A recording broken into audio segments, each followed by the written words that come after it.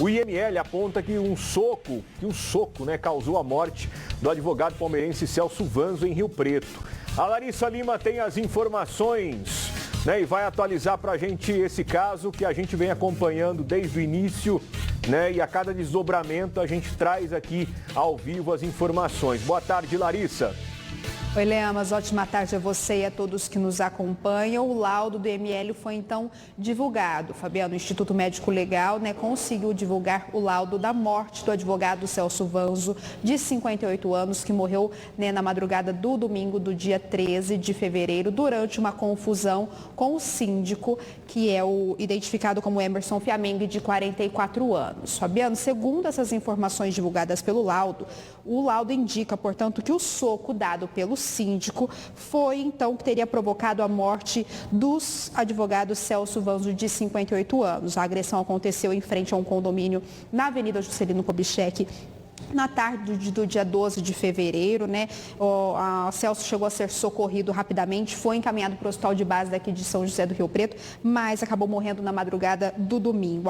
O autor do crime, o Emerson Fiamengue, de 44 anos, Fabiano, ele chegou até a ser preso por 3 dias por uma ordem judicial que foi expedida pelo Tribunal de Justiça de São Paulo, que ele foi solto, então, após receber o habeas corpus. Mas agora, com a indicação desse laudo, pode ser que essa história volte a movimentar novamente, essa sentença deste caso. Segundo as informações, Fabiano, constadas neste laudo, a morte foi, então, segundo relatos ali do próprio documento, em consequência de traumatismo crânioencefálico devido à ação vulnerante de agente contundente. Isso quer dizer o quê? Que o soco dado aí, desferido pelo síndico, foi o causador da morte do advogado. O documento pericial aponta, Fabiano, inclusive, 5 fraturas, 2 edemas e também um hematoma decorrentes do soco sofrido, então, por Celso Vanzo. Segundo o delegado, Fabiano, que acompanha neste caso aqui em São José do Rio Preto,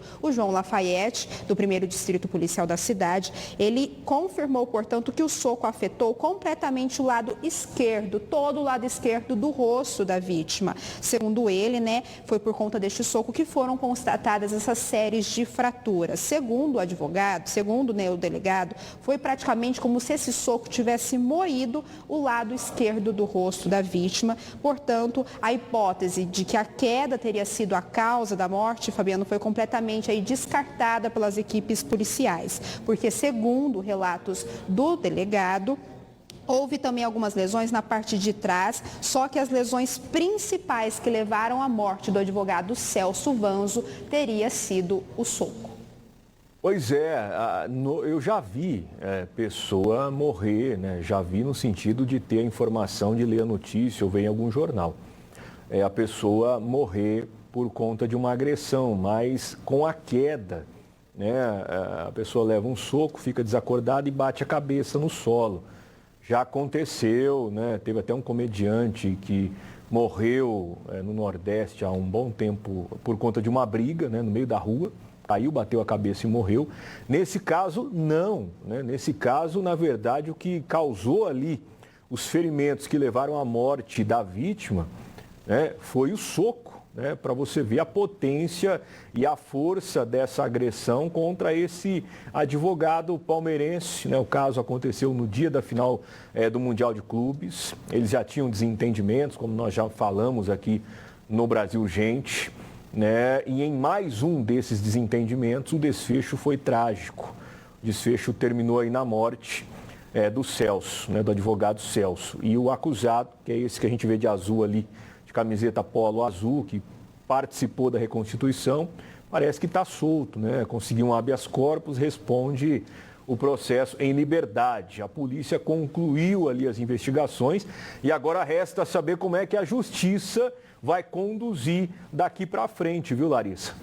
Exatamente, Fabiano. O advogado que está à frente, João Lafayette, do 1º Distrito, informou que esta semana entregou o inquérito, então, portanto, concluído nas mãos do Ministério Público. Agora, o caso foi encaminhado para o Ministério Público, onde será aí definidas as questões de como será tratada a sentença realmente e como o síndico irá responder por este crime. Segundo as informações, né, Fabiano, há dois tipos, então, de denúncia. A primeira, só para a gente entender melhor, é que o primeiro caso seria que o autor teria denunciado porque ele agiu com dolo, com a intenção de lesionar, mas com culpa. Quer dizer o quê? Sem a intenção no resultado, que foi a morte da vítima. Que, segundo o delegado, essa lesão corporal seguida de morte pode ser uma pena aí de 4 a 12 anos de prisão e o autor passaria por um julgamento comum. Já o outro tipo de denúncia, Fabiana, é o dolo eventual, isto é, que o autor tenha assumido o risco de matar, que a pena já vai de 12 a 20 anos de prisão e a condenação é dada pelo Tribunal do Júri,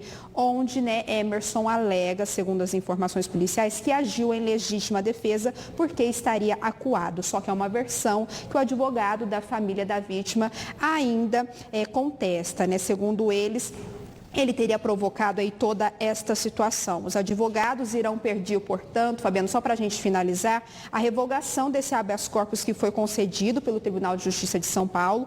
E na semana passada, em nota, a defesa reafirmou que a morte não foi intencional e destacou o compromisso de Emerson de continuar colaborando, então, portanto, com a Justiça e com a polícia. Agora a gente tem, Fabiano, praticamente aí o início do desfecho disso tudo, mas a gente segue acompanhando de perto as atualizações.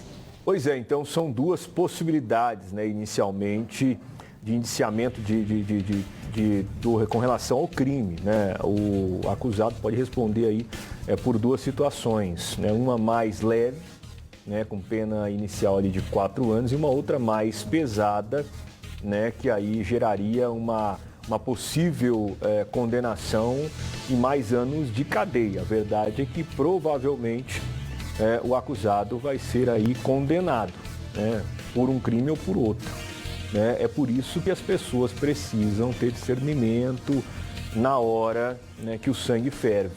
Se não tiver paciência, se não tiver controle emocional, pode causar uma tragédia, né? De um lado, uma família que ficou arrasada com a morte de uma pessoa que tinha uma vida ativa, a gente viu na imagem, né? Inclusive praticava esporte, era um advogado, era conhecido na cidade, né? Tinha ali uma história e que acabou tendo a vida encerrada por um soco. E do outro lado, uma pessoa que tinha também uma vida, né? Uma rotina, uma profissão, família e tudo mais, e que agora, provavelmente, quando condenado, vai para trás das grades, né? Vai pagar ali uma pena, seja ela qual for, mas vai carregar isso para o resto da vida, né? Então, se as pessoas não tiverem um pouquinho de discernimento, de coerência, né, de controle emocional para resolver divergências, né, o resultado pode ser esse. O resultado pode ser esse aí, né? Trágico, resultado aí de morte. Agora 4 horas e 21 minutos. Obrigado, viu, Larissa, pelas informações. E a gente vai acompanhar esse caso aí até o final, né? Até o desfecho, até o julgamento, até a possível condenação do acusado.